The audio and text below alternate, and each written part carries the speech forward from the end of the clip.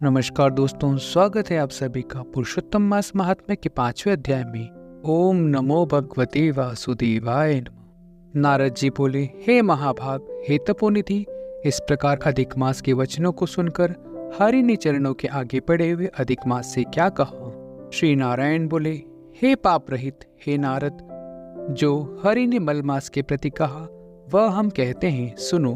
हे मुनिश्रेष्ठ, आप जो सत्कथा हमसे पूछते हैं, आप धन्य हैं। श्री कृष्ण बोले, हे अर्जुन, बैकुंठ का वृतांत हम तुम्हारे सम्मुख कहते हैं, सुनो।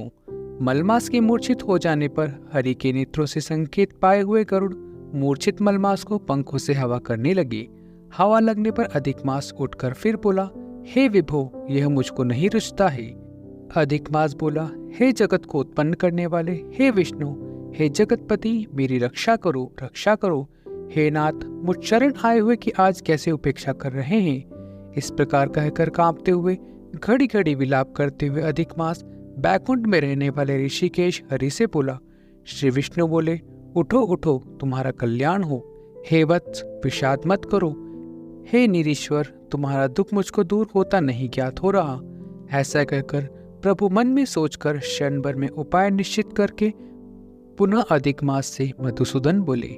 श्री विष्णु बोले, हे वत्स, योगियों को भी जो दुर्लभ गोलोक है वहां मेरे साथ चलो, जहां भगवान श्री कृष्ण पुरुषोत्तम ईश्वर रहते हैं।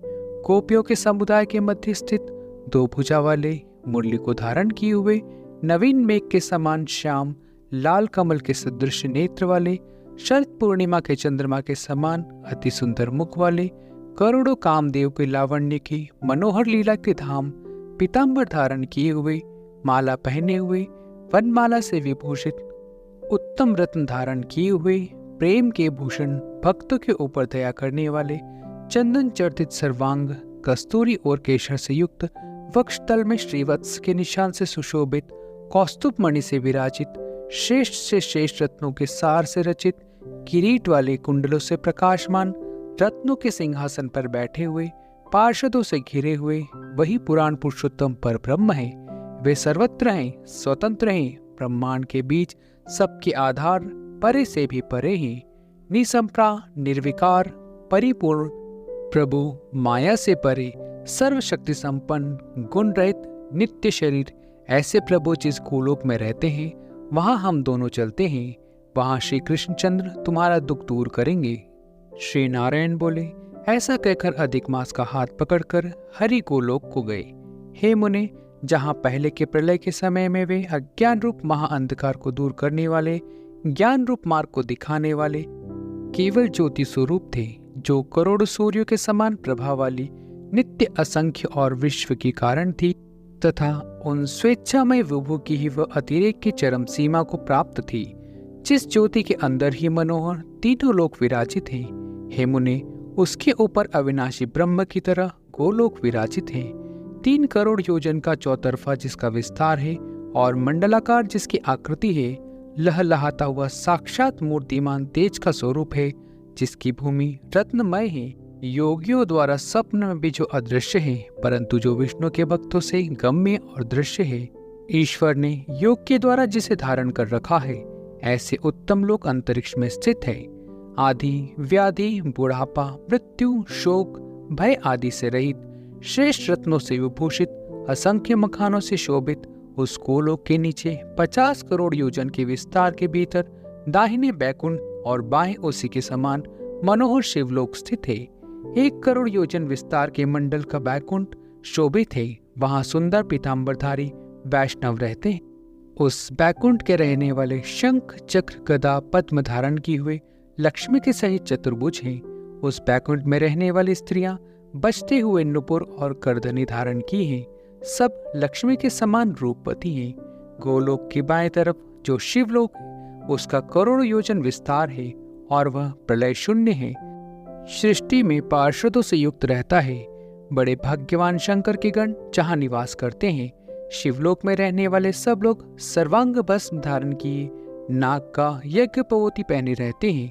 अर्धचंद्र जिनके मस्तक पर शोभित है, त्रिशूल और शटीधारी सब गंगा को धारण किए हैं। वीर और सबके सब भगवान शिव के समान जयशाली हैं। गोलोक के अंदर अति सुंदर एक ज्योत है। वह ज्योत परम आनंद को देने वाली और बारंबार परमानंद का कारण है। योगी लोग बारंबार योग द्वारा ज्ञान चक्षु से आनंदजनक निराकार और पर से भी पर उस ज्योत का ध्यान करते हैं। उस ज्योत के अंदर अत्यंत सुंदर एक रूप है जो कि नील कमल के पत्तों के समान श्याम लाल कमल के समान नेत्र वाले, करोड़ों शरद पुण्य के चंद्र के समान शोभायमान मुख वाले, करोड़ों कामदेव के समान सौंदर्य की लीला का सुंदर धाम, दो भुजा वाले, मुरली हाथ में लिए हुए, मंदहास्य युक्त पीतांबर धारण किए हुए, श्रीवत्स चिन्ह से शोभित, वक्षस्थल वाले, कौस्तुभ मणि से सुशोभित, करोड़ों उत्तम रत्नों से जड़ित, चमचमाते किरीट और कुंडलों को धारण किए, रत्नों के सिंहासन पर विराजमान, वनमाला से सुशोभित वही श्री कृष्ण नाम वाले पूर्ण परब्रह्म हैं। अपनी इच्छा से ही संसार को नचाने वाले, सबके मूल कारण, सबके आधार, पर से भी पर छोटी अवस्था वाले, निरंतर गोपेश को धारण किए हुए, करोड़ों पूर्ण चंद्र की शोभा से युक्त, भक्तों के ऊपर दया करने वाले, निसंप्रा विकार रहित परिपूर्णतम स्वामी रास मंडल के बीच बैठे हुए, शांत स्वरूप रास के स्वामी, मंगल स्वरूप मंगल करने के योग्य, समस्त मंगलों के मंगल, परमानंद के राजा, सत्य रूप कभी न नाश करने वाले, विकार रहित समस्त सिद्धों के स्वामी, संपूर्ण सिद्धों के स्वरूप, अशेष सिद्धियों के दाता, माया से रहित ईश्वर, गुण रहित नित्य शरीर, आदि पुरुष, अव्यक्त, अनेक हैं नाम जिनके, अनेकों द्वारा स्तुति किए जाने वाले, नित्य स्वतंत्र अद्वितीय शांत स्वरूप, भक्तों को शांति देने में परायण ऐसे परमात्मा के स्वरूप को शांति प्रिय, शांत और शांत परायण जो विष्णु भक्त हैं वे ध्यान करते हैं। इस प्रकार के स्वरूप वाले भगवान कहे जाने वाले वही एक आनंद कंद श्री कृष्ण चंद्र है। श्री नारायण बोले, ऐसा कहकर भगवान सत्व स्वरूप विष्णु अधिक मास को लेकर शीघ्र ही परब्रह्म गोलोक में पहुंचे। सूत जी बोले, ऐसा कहकर सत्क्रियों को ग्रहण किए हुए नारायण मुनि के चुप हो जाने पर आनंद सागर पुरुषोत्तम से विविध प्रकार की नई कथाओं को सुनने की इच्छा से रखने वाले नारद मुनि उत्कंठ पूर्वक बोले, इति श्री ब्रह्म नारदीय पुरुषोत्तम मास महात्म्य पंचम अध्याय समाप्त। तो मित्रों, मिलते हैं अगले अध्याय में। तब तक हरि नाम जपते रहिए। हरि बोल, गोविंद बोल।